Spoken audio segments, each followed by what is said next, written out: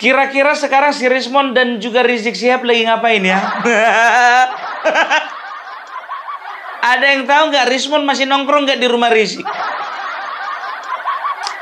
Mon, kusarankan sama kau, jangan lama-lama kau di situ. Takutnya kau 3 hari kau di situ login kau. Tara, Mak Drink. Halo guys, ketemu lagi dengan saya di Analisis Sengit. Di channel ini kita akan mereaksi isu-isu perpolitikan tanah air terhangat dan terkini. Seperti biasa, saya akan mengajak kalian menyimak video dari seorang pakar pengamat politik dunia maya terkeren abad ini. Siapa lagi kalau bukan Opung Parbelak? Selain ulasannya daging semua, juga sangat koclak dan dijamin mengocok perut kita semua. Sangat cocok ditonton oleh kita semua yang penat setelah seharian bekerja. Tonton hingga habis ya guys, karena ulasan dari saya akan saya sajikan di bagian belakang video. Jadi, mari kita saksikan dulu videonya hingga usai, baru kita ulas bareng-bareng di bagian belakang. Jangan lupa tulis pendapat kalian di kolom komentar. Nah, membahas apakah Opung kali ini, mari kita simak saja bareng-bareng videonya. Ini dia. Kira-kira sekarang si Rismon dan juga Rizik Syihab lagi ngapain ya? Ada yang tahu nggak Rismon masih nongkrong nggak di rumah Rizik? Mon, kusarankan sama kau, jangan lama-lama kau di situ. Takutnya kau 3 hari kau di situ login kau. Masalahnya bukan loginnya itu. Kalau kau login ya menjadi pribadi yang lebih baik, agamamu makin kuat, kau terima hidayah, nggak masalah. Takutnya nanti login kau rusak agama orang kau bikin. Hah?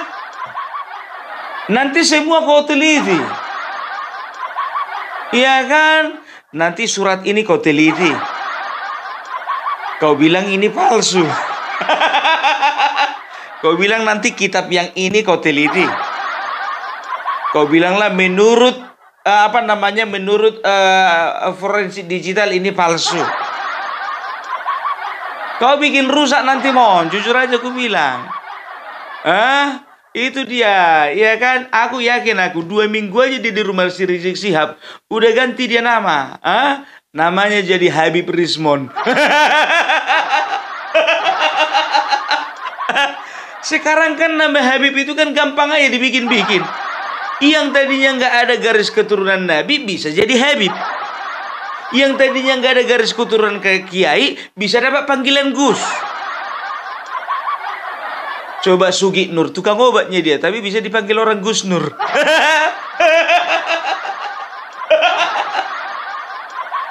Iya, itu dia. Apalagi kalau si Rismon ini ganti marga, ya kan? Ini yang kutakutkan, biar tahu kalian. Namanya jadi Habib Rismon Syihab. Atau Habib Rismon Assegaf. Kan begitu. Jadi udah hilang sianiparnya nanti. Ya kemungkinan besar mungkin marga sianipar agak legal kan begitu kan. Udah gak dipakai lagi sianiparnya, Bah. Udah pakai marga Syihab dia. Habib Rismon Syihab. Aku tidak sedang merendahkan seorang habaib ya. Tidak. Tapi jangan kalian biarkan yang namanya Rismon pindah agama ke Islam. Kalau ujung-ujungnya dia nanti merusak agama Islam sendiri. Opung Parbelak tegaskan, Opung Parbelak salah satu orang yang tidak terima kalau dia motivasinya login cuman gara-gara ingin merusak. Tahu ndak kalian? Kalian tengok aja ya cara dia itu digandeng sama Habib Rizik. Sebetulnya udah gelisah hatinya itu. Dalam hatinya, apalah kata orang di kampungku nanti. Sambil gelus dada dia sebetulnya. Mampuslah aku dibikin tulangku nanti, Bah. Alah, yalah, tapi ya udahlah. Yang penting tenar, yang penting naik daun. Yang penting ada yang bela. Kalah apa? Jadi datang kok ke rumah Rizik Syihab kemarin bawa lapet nggak kau? Berapa kilo kau bawa?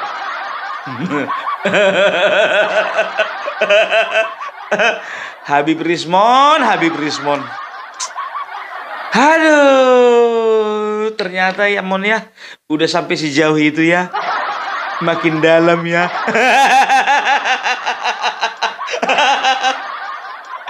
Lagian kau itu minta nasihat, ya kan, sama orang yang pernah dipenjara.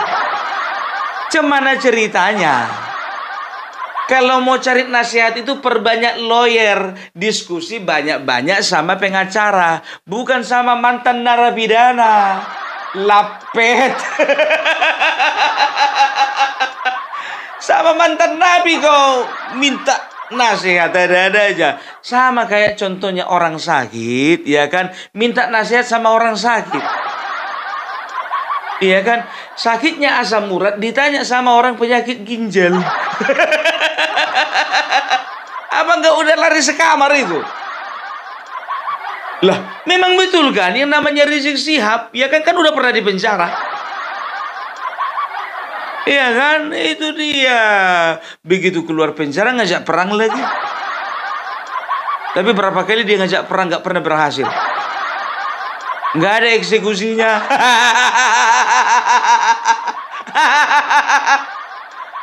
Ayo semuanya ngasah golok. Saya perintahkan untuk semuanya ngasah golok. Yang ngasah golok aja kalau nggak pernah dikeluarin, untuk apa gunanya itu? Enggak aja di tengah bangsa yang damai ini. Harusnya kau seorang ulama, seorang kiai, katanya kau imam besar, harusnya kau memberi keteduhan. Ini yang dilakukan Bang Rismon ini udah on the track ini, on the track. On the track mau bumbu, on the track nih. Sekarang begini, sudah nggak usah banyak cerita, kita buktikan di pengadilan. Sama kayak kemarin Cep Mesum itu kan, kau bilang enggak, rupanya iya. Semuanya dibuktikan di pengadilan. Sama siapa pun. Ganyang Firza Hussein. Ganyang Firza Hussein sekarang juga. Ganyang Firza Hussein. Ganyang Firza Hussein sekarang juga. Tapi mudah-mudahan dia sudah makin bertobat. Dan aku yakin ya, di hatiku yang paling dalam kali, dia nggak akan pernah melakukan hal tersebut lagi. Betul. Nah, karena udah makin tua, udah makin sadar, kan begitu. Lihat aja di dalam setiap pidatonya, nggak terlalu bersemangat kayak dulu lagi kan. Iya, mudah-mudahan dapat hidayah, ya sama kayak Sugi Nur. Saya ndak mau lagi bahas-bahas ijazah Jokowi. Itu bukan ranah saya. Geleng kepala dia. Aduh ya. Tapi itulah dia ya. Jadi sekarang ini sebetulnya aku mau bahas masalah Prabowo-nya. Ya, kok lari kali dari Rismon ke Prabowo pun. Beda kelas itu, beda level itu, dan beda kualitas otak. Iya kan, Opung Parbella kan berapa kali bilang openingnya semangka, nanti isinya durian, closingnya nanti belimbing.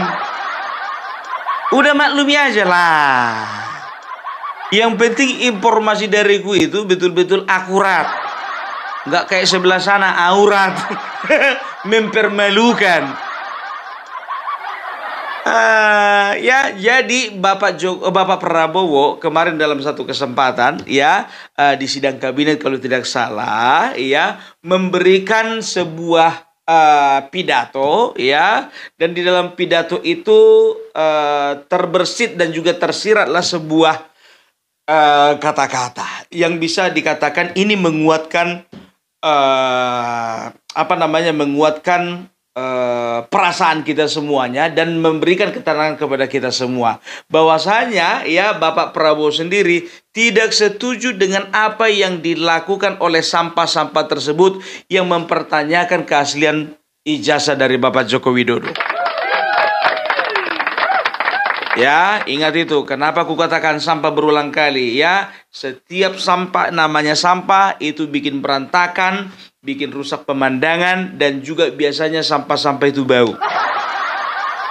Yang namanya sampah itu biasanya bikin masalah, kecuali sampah itu bisa didaur ulang atau jadikan pakan ternak, kan begitu?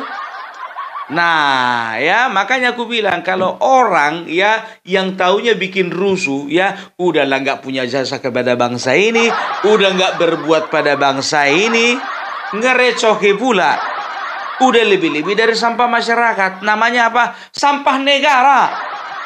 Bukan cuma sampah masyarakat, sampah negara. Iya kan?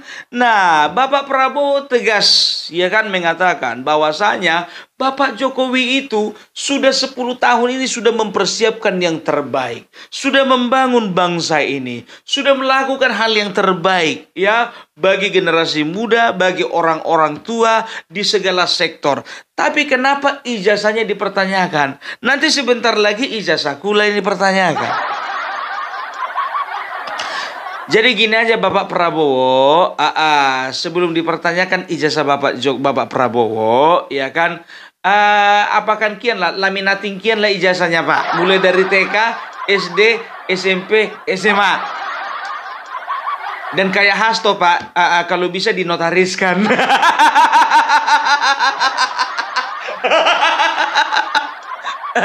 Terserah Bapak mau nitip sama siapa Pak, nitip sama aku pun boleh.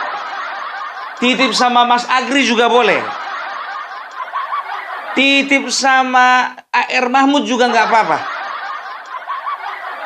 Titip sama Farm Project juga nggak apa-apa. Karena mereka itu adalah menantu, mertua, dan juga anak.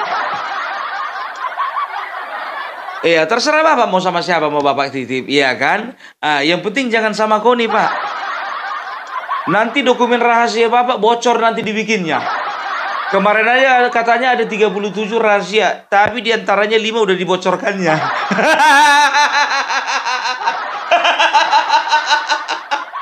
Alah. Kita bisa lancar begini, kita bisa bagus begini karena transisi pemerintahan berjalan dengan lancar, dengan baik. Saya dibilang apa itu? Presiden boneka, saya dikendalikan oleh Pak Jokowi. Ya. Seolah Pak Jokowi tiap malam telepon saya. Saya katakan itu tidak benar. Bahwa kita konsultasi, iya, itu seorang pemimpin yang bijak. Ya, konsultasi, minta pendapat, minta saran. Beliau 10 tahun berkuasa. Saya menghadap beliau nggak ada masalah. Saya menghadap Pak SBY tidak ada masalah. Saya menghadap Ibu Mega tidak ada masalah.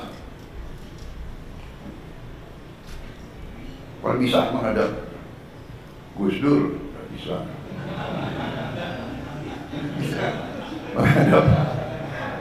menghadap Pak Harto, ya, menghadap Bung Karno bisa. Loh, minta pandangan, minta saran.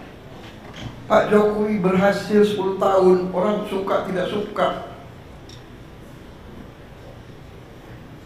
Masalah ijazah persoalkan. Nanti ijazah saya ditanya-tanya. Iya kan? Ini ada wartawan banyak ya. Bukan, saudara-saudara ya. Kita ini di mana-mana saya katakan dunia ini sedang penuh ketidakpastian. Ya. Dunia penuh dengan ketidakpastian. Kita rasakan sekarang. Kita rasakan, kita jujur, kita rasakan. Sekian puluh tahun kita menjadi the good boy, ya kan? Ada negara yang besar, negara yang kuat. Bilang ke kiri, ya monggo. Bilang ke kanan, monggo.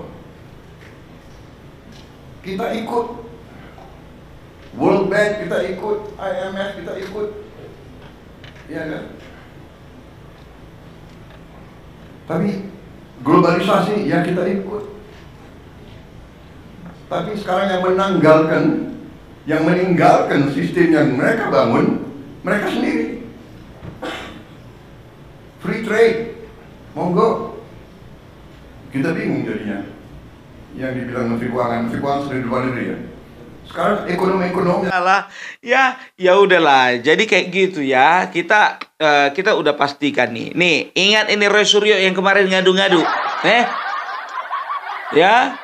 Kenapa seorang peneliti dikriminalisasi? Sekarang tergantung kepada Bapak Prabowo. Apakah anak-anak bangsa ini dibiarkan untuk dikriminalisasi? Anak bangsa mau pungmu lapet. Anak bangsa. Kalau anak bangsa itu harus bisa mengharumkan nama bangsa. Kan begitu. Kalau seorang anak yang berbakti kepada keluarga harus bisa mengharumkan nama keluarga. Kalau seorang suami yang bertanggung jawab harus bisa mengharumkan nama istri dan juga anak-anaknya. Nah, ini nama siapa yang kau buat harum? Merusak. Bikin bau kau. Nggak lebih dari angin yang keluar dari lubang apa lah itu, terserah. So anak bangsa kau bilang. Paten kali kau bilang kau anak bangsa. Sedangkan want to be kreatif dia nggak berani dia bilang anak bangsa. Nggak lah ya, dia itu teman baik itu, teman baik. Siapa sih pun Want to be Kreatif? Want to be Kreatif adalah salah satu channel yang ownernya sebentar lagi akan mencalonkan diri menjadi Ketua Umum Partai Solidaritas Indonesia. Kalau udah dapat KTA.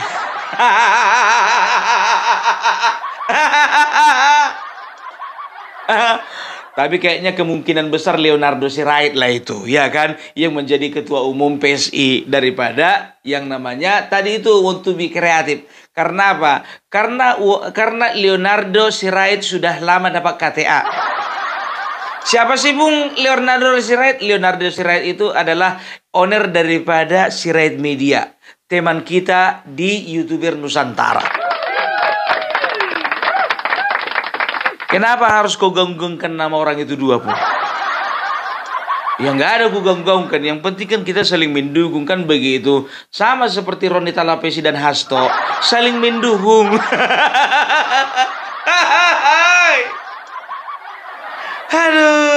Aduh ya.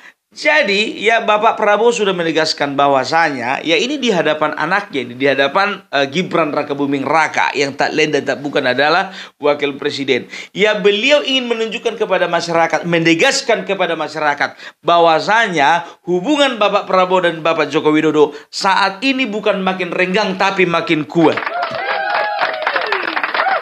Bapak Prabowo menyatakan loh ya, saya mau berhadapan sama siapa saja terserah saya. Saya mau berhadapan sama Bapak SBY, berhadapan sama Ibu Megawati, berhadapan sama Bapak Jokowi, berhadapan sama Bapak Soekarno pun juga kalau boleh.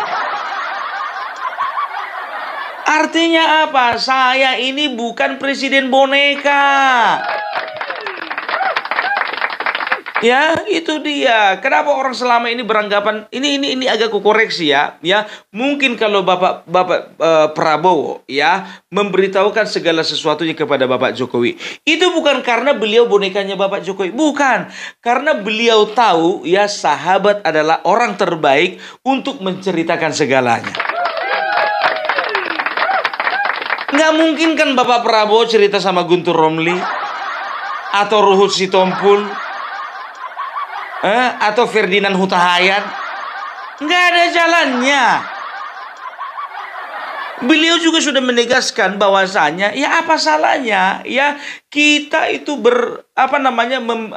meminta pandangan dari pendahulu-pendahulu kita. Kalau berbicara tentang kepresidenan, Bapak Joko Widodo itu lebih senior daripada Bapak Prabowo. Katakanlah untuk pengalaman yang lain-lain, ya, pengalaman militer, pengalaman relasi dengan luar negeri, pengalaman bisnis, katakanlah Bapak Prabowo jauh melampaui Bapak Joko Widodo. Tapi dalam hal-hal tertentu mengenai kebangsaan, pemerintahan, kepresidenan, ya, kabinet segala macam, ya, itu Bapak Joko Widodo lebih mengerti jauh daripada Bapak Prabowo. Karena apa? 2 periode, Wak, bukan 2 tahun. Dipilih rakyat, bukan dipilih MPR. Dipilih rakyat dengan cara bersih, bukan dengan cara melengsarkan orang lain. Selalu menambah aset, bukan menjual aset. Selalu mendahulukan orang-orang terdekatnya dengan cara-cara yang elegan, cara-cara yang sportif, bukan dengan mengangkat seseorang menjadi anggota DPR walaupun tidak dipilih. Kan itu sekarang, ya, apa lagi kurangnya Bapak Joko Widodo? Pasti ada komenan di bawah. Ternak Mulyono nongol. Bikin kalian lah. Ku bikin pin di komentar kalian itu. Bikin. Ku sematkan biar komentar kalian itu yang paling atas. Ya, jadi tegas. Dan juga tahu enggak kalian, ya, Bapak Prabowo, ya, kemarin, ya, memberikan pidato di depan para purnawirawan.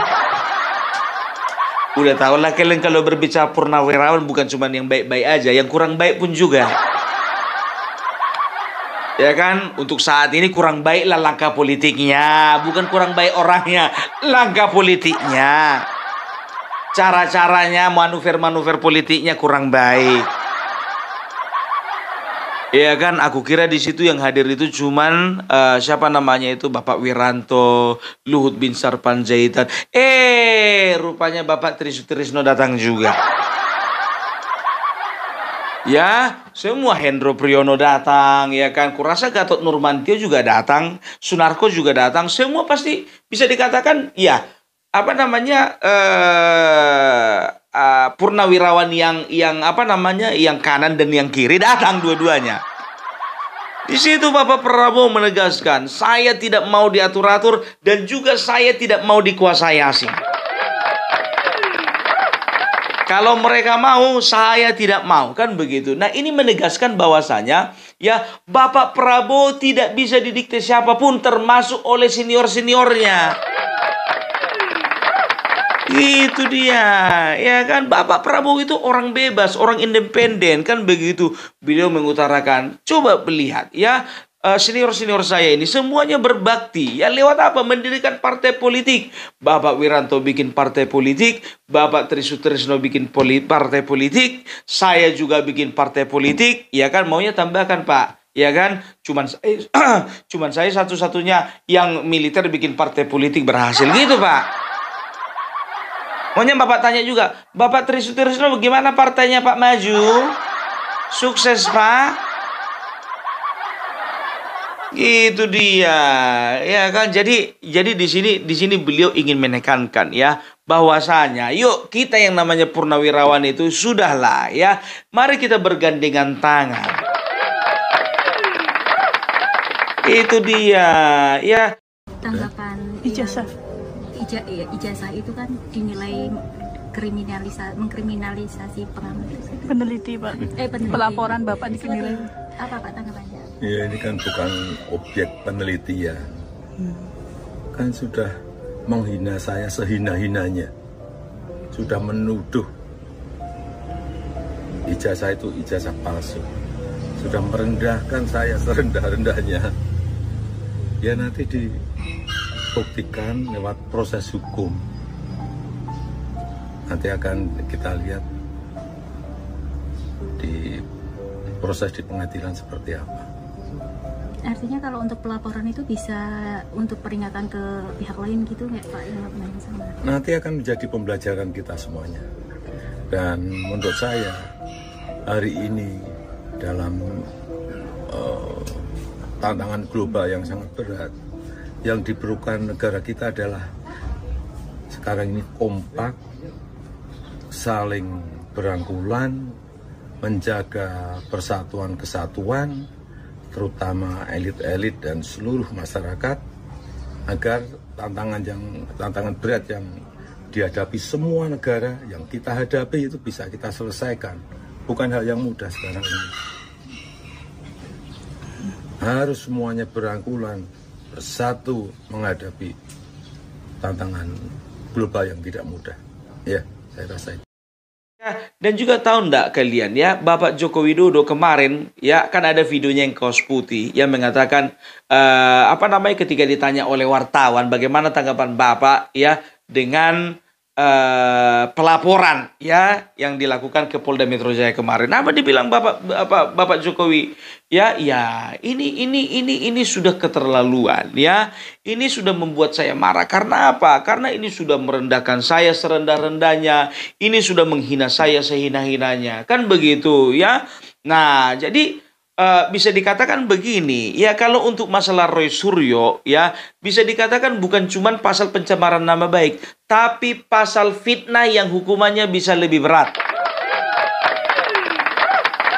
Tapi sekarang dalihnya Roy Suryo apa sama si Rismon? Kenapa penelitian dikriminalisasi? Kami kan peneliti. Kenapa karya ilmiah dikriminalisasi?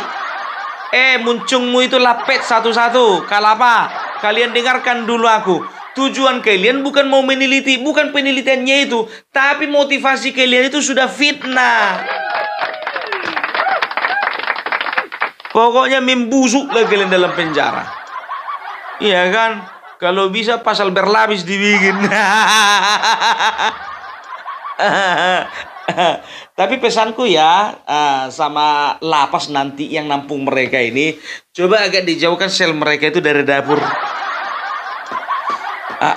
Ya tahu sendirilah. Ya kita kan nggak tahu ya kan apa-apa kejadian yang terjadi nantinya kan begitu. Dan tahu nggak kalian, jujur aja aku bilang aku agak ketawa juga ya kan. Datang Bapak Sudarsono, aku dapat juga videonya itu ya. Apa kata Bapak Sudarsono? Ya Ketua BSJL Barisan Sudarsono Jokowi Lover ya. Beliau mengatakan nanti ketika sidang Roy Suryo ya, maka kita akan kumpulkan 1 juta panci bodol. Bapak Sudarsono semangat. Ya, tahu kalian, mau diajaknya Roy Suryo kering tinju. Ya kan? Mau diajaknya kering tinju. Ya, dan disaksikan oleh Pertina, ya, Persatuan Tinju Nasional. Apa dibilang Bapak Sudarsono? Roy Suryo, kau itu satu umuran sama saya. Berat badan kita sama, tinggi badan kita sama, cuma nasib aja beda. Saya jadi orang baik, kau jadi orang kurang baik. Maksudnya itu. Sekarang saya tantang ya kamu untuk kering tinju supaya apa? Supaya tidak ada kriminalisasi. Aku udah ketemu sama Bapak Sudarsono secara langsung, ya kan? Memang orangnya orang lapangan, betul. Jadi memang kalau orang-orang lapangan ini kan apa yang ada di pikirannya itu yang tertuang di pada sikapnya, kan begitu. Ya kalau memang dia marah dia nggak akan sembunyikan, dia betul-betul marah. Kalau dia kecewa dia nggak akan sembunyikan, dia betul-betul kecewa, kan begitu. Nah beliau ini menantang Roy Suryo untuk kering tinju. Aduh, udahlah Bapak, nggak usah lawan-lawan yang kayak gitu Pak, nggak berani dia itu. Yang namanya Roy Suryo itu Pak nggak bakalan berani Pak. Ya. Udahlah Pak, ya tapi tergantung Pak, mana tahu ada promotornya kan gitu kan, ya biar bisa juga nanti kami nonton Pak, biar bisa kami bertaruh kan begitu. Aku megang Sudarsono, kau megang siapa? Megang Roy Suryo? Aku megang Bapak Sudarsono karena apa? Yakin aku bakalan menang Bapak. Iya kan? Ya Bapak ini kan orang lapangan kan, tengok aja tangannya besar kali. Roy Suryo paling kencang dia megang mouse sama keyboard.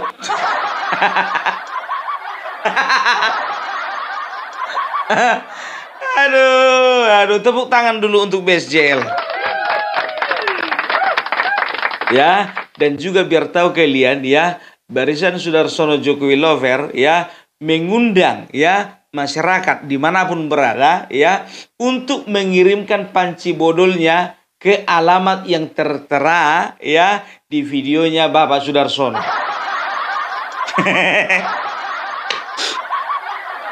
Ngeri wak 1 juta wak. Tapi yakin aku kalau udah terkumpul 1 juta panci itu nggak bakalan dijual itu. Untuk apalah uang hasil jualan 1 juta panci itu? Dan rencananya katanya nanti kalau sudah vonis ya kan mereka akan bikin monumen panci. Pak, yang ada monumen nasional Pak. Baru ini aku dengar monumen panci Pak. Tapi ini adalah sebuah langkah yang inspiratif.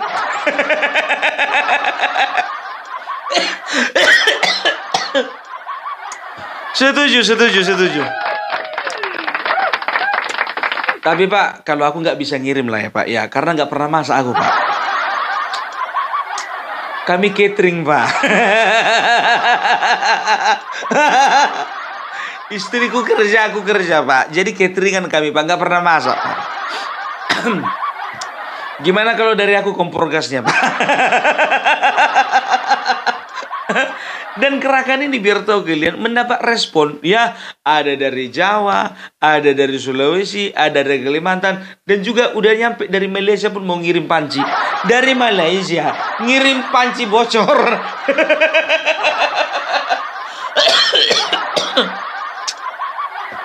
Aduh, luar biasa Bapak ini Pak. Mungkin ada saja yang tidak setuju. Mungkin berbicara kok kayak gitu sih Pak. Nggak harus lah Pak kayak ngumpulin panci. Nah ini kan sebetulnya kan simbolik ya. Simbolik dari kekecewaan masyarakat terhadap siapa namanya ini si Roy Suryo ini. Karena apa? Ya panci itu melambangkan wadah ya. Wadah untuk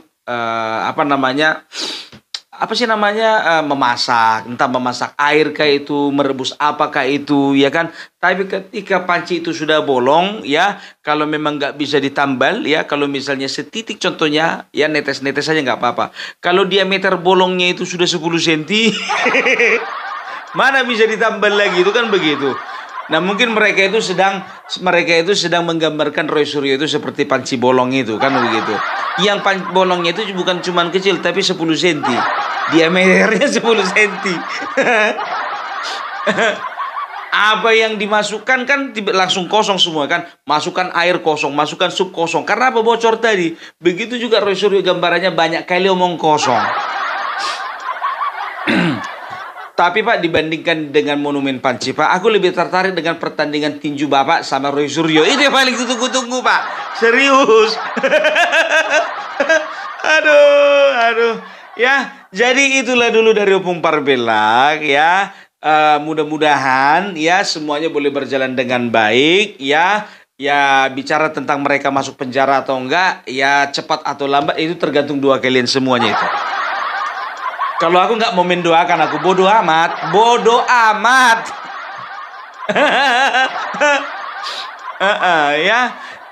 Karena apa ya? Karena ya kalau bisa dilihat ini bakalan gol. Kalau masalah hukumannya berapa tahun contohnya itu ya terserah lah ya, tergantung dari hakim memutuskannya itu bagaimana nanti. Tapi kok cepat kali kita bicara tentang di penjara orang ini apa enggak? Terlalu maju kali kita ya. Nggak apa-apa lah, selama ini kan mereka yang terlalu maju. Iya kan? Mereka yang terlalu maju kali selama ini. Kan kita nggak apa-apa lah sekali-sekali kemajuan. Nah itu dia lawyer ya, Egy Sujana dan juga Kurnia juga mengatakan apa? Kenapa? Saya ini lawyer, punya imunitas. Saya kapasitasnya sebagai pembela. Kemarin nggak ada penegasanmu seperti itu, ya kan? Malah kau menghasut-hasut mereka itu untuk melakukan tindakan-tindakan yang tidak baik atau fitnah, hasutan kepada Bapak Joko Widodo. Nah sekarang kau ngaku-ngaku pembela, ngaku-ngaku lawyer. Oke lah, kalau kau lepas, berarti yang lain itu nggak kau lepaskan. Kau biarkan ditangkap gitu. Pengecut. Udah buang badan kau sekarang, cuci tangan, lempar batu, sembunyi tangan. Ya, jadi itulah dulu dari Opung Parbelak ya. Jadi ingat ya, Bapak Prabowo dengan Bapak Jokowi baik-baik saja. Kita doakan pemerintahan Bapak Prabowo dan juga Gibran ya berjalan dengan baik, berjalan dengan sebagaimana mestinya ya, mereka bisa melanjutkan program-program ya. Ingat, tujuan mereka yang ribut-ribut ini adalah bikin rusuh bangsa ini supaya apa? Supaya program kerja pemerintah itu terganggu. Ya, jadi itu dulu dari Opung Parbelak. Salam NKRI, NKRI harga mati. Oke guys, sudah kita simak bersama ulasan dari Opung Parbelak. Seperti biasa, selain ulasannya sangat detail dan mendalam, juga sangat koclak. Selalu mengocok perut kita semua. Jadi, walaupun berlama-lama kita menyaksikannya, tapi kita tidak pernah merasa bosan. Dari awal sampai akhir isinya daging semua. Jarang loh yang isinya daging semua kayak gini. Oke guys, dalam video yang barusan kita saksikan, Opung Parbelak mengulas tentang bagaimana sikap tegas Prabowo Subianto dalam membela Presiden Jokowi dari tekanan politik yang datang, terutama dari para purnawirawan jenderal yang tergabung dalam apa yang disebut sebagai Petisi 8. Di tengah tensi politik yang semakin menghangat menjelang pemilu, Opung menyajikan narasi yang bukan hanya kritis, tetapi juga mengandung unsur satire yang sangat menggigit. Dengan gaya khasnya yang ceplas-ceplos tapi tetap cerdas, Opung berhasil menyulap situasi yang sebenarnya cukup tegang, menjadi sajian politik yang menghibur sekaligus mencerahkan.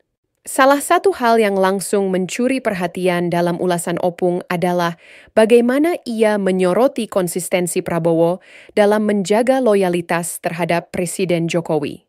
Dalam politik, loyalitas adalah mata uang yang sangat mahal, dan Prabowo tampaknya menunjukkan bahwa ia tidak sedang bermain-main. Sikap ini bisa diibaratkan seperti pepatah setia kawan dalam susah dan senang yang sudah sangat langka di tengah dinamika politik Indonesia yang penuh manuver dan kepentingan. Opung membongkar bahwa banyak pihak mencoba menggeser opini publik dengan membenturkan Prabowo dan Jokowi, tapi Prabowo justru malah tampil membela dengan nada tegas dan kalimat bernas. Ini seperti analogi kapal di tengah badai yang memilih bertahan pada arah kompas yang sama meski dihantam gelombang dari segala penjuru. Opung juga menyentil para purnawirawan jenderal yang masuk ke ranah politik praktis lewat Petisi 8. Di sini, Opung dengan gaya satirnya menyamakan mereka dengan para jenderal cadangan yang lupa sudah pensiun. Analogi ini cukup menohok karena memperlihatkan ketegangan antara generasi lama yang merasa memiliki legitimasi moral terhadap arah bangsa dengan generasi baru yang sedang mencoba menjalankan sistem pemerintahan sesuai jalurnya. Teori legitimasi dalam ilmu politik menjelaskan bahwa otoritas yang sah berasal dari mandat rakyat, bukan semata dari sejarah masa lalu atau pangkat yang pernah disandang. Jadi, ketika para pensiunan jenderal mengeluarkan petisi, ada pertanyaan etis dan konstitusional yang muncul. Apakah ini bentuk kepedulian terhadap bangsa, atau justru intervensi yang melewati batas? Selain itu, Opung juga membongkar paradoks dalam kritik para jenderal tersebut. Mereka mengkritik bahwa Jokowi terlalu cawe-cawe dalam urusan pilpres, tapi pada saat yang sama mereka sendiri ikut cawe-cawe melalui tekanan politik. Ini seperti kisah klasik meludah ke langit, jatuhnya ke muka sendiri. Dengan cermat, Opung mengajak kita untuk tidak terjebak dalam narasi yang tampaknya patriotik, tapi justru berpotensi menciptakan instabilitas. Prinsip dasar demokrasi adalah menerima proses politik yang sah dan berkonstitusi, bukan mencoba mendikte dari luar sistem hanya karena merasa lebih tahu atau lebih senior. Yang menarik lagi adalah bagaimana Opung menunjukkan kecermatannya dalam membaca bahasa tubuh dan pilihan kata Prabowo. Ia menangkap bahwa nada suara, diksi, dan ekspresi wajah Prabowo saat membela Jokowi bukanlah basa-basi politik semata. Ada intensitas emosional yang menunjukkan keterikatan ideologis dan rasa hormat. Dalam komunikasi politik, ini disebut sebagai etos, atau kredibilitas personal yang muncul dari konsistensi tindakan dan kesungguhan hati. Opung membedahnya seperti ahli semiotika politik, dengan menyuguhkan kita analisis yang tidak hanya permukaan, tapi menyentuh akar nilai. Opung juga sempat menyentil fenomena bahwa sebagian masyarakat masih gampang diprovokasi oleh narasi-narasi emosional tanpa mengecek fakta. Ia mengingatkan bahwa banyak framing yang sengaja dibangun untuk memecah belah dan menyamakan kondisi ini seperti sumbu pendek kena percikan minyak tanah. Dalam era post-truth seperti sekarang, di mana emosi lebih dominan daripada data, apa yang dikatakan Opung menjadi relevan. Masyarakat perlu lebih dewasa dalam menyaring informasi, dan video seperti ini memberikan ruang refleksi yang lucu, tapi bermakna. Bagian paling menghibur tentu adalah cara Opung menutup ulasannya dengan candaan khas Batak yang pedas, tapi penuh makna. Ia bilang, "Kalau sudah pensiun itu nikmati saja masa pensiunmu, jangan malah sibuk bikin surat terbuka kayak lagi nembak pacar." Kalimat ini bukan cuma kocak, tapi juga menyimpan sindiran mendalam, bahwa peran publik tidak bisa dipaksakan ketika mandat sudah selesai. Seperti filosofi Jawa yang mengatakan, eling lan waspada, tahu diri, dan tetap mawas dalam bertindak. Dengan ulasan ini, Opung Parbelak sekali lagi menunjukkan kelasnya sebagai komentator politik yang tidak hanya berani tapi juga menghibur. Ia menjadikan politik sebagai ruang publik yang cair, di mana kritik tidak selalu harus kaku dan pembelaan bisa dikemas dengan gaya yang membumi. Penonton diajak berpikir tanpa merasa digurui, dan itu adalah kelebihan besar yang jarang dimiliki oleh banyak komentator saat ini. Bagaimana menurut kalian? Setuju nggak dengan apa yang disampaikan Opung? Silakan tulis pendapat kalian di kolom komentar. Oke, demikian dulu nonton bareng bersama kami dan sedikit ulasan di bagian belakangnya. Jangan lupa terus ikuti kami dengan cara klik subscribe, like, dan share. Kita jumpa lagi di konten-konten berikutnya. Salam akal sehat.